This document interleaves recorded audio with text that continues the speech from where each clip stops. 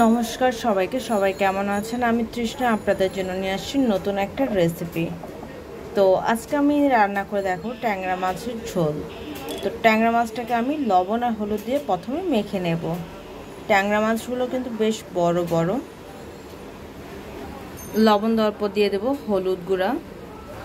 মাছটা ভাজার জন্য আমি কড়াইতে তেল গরম করতে বসিয়ে দিয়েছি। এখন মাছটাকে মেখে ভেজে নেব।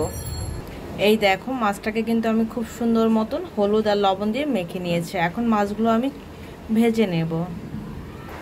তো এখন আমি মাছগুলি ছেড়ে দেব।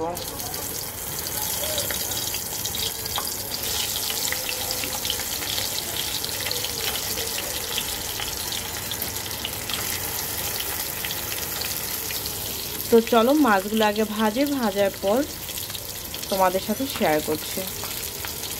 মাছগুলো দেখো খুব সুন্দর করে ভেজে নিয়েছি। এখন মাছগুলো আমি তুলে নেব।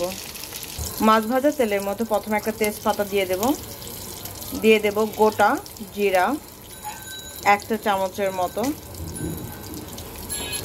জিরাটা আর তেজপাতাটা একটু ভেজে নেব।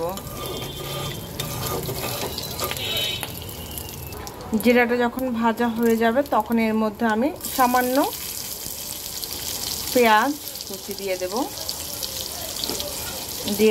কাঁচামরিচ। এবার পেঁয়াজটাকেও 2-3 মিনিট ভেজে নেব। পেঁয়াজটা ভাজা হয়ে গেলে দিয়ে দেবো সেদ্ধ করা আলু,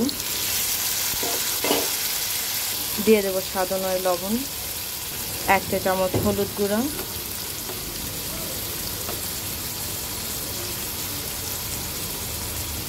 দিয়ে দেবো 1 চা চামচ ধনিয়া গুঁড়া।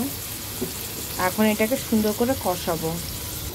যখন হালকা কষানো হয়ে যাবে তখন আমি এর মধ্যে হালকা একটু জল দেবো কষানোর জন্য। এবার একটু নেড়ে দেবো মশলাগুলোর সাথে।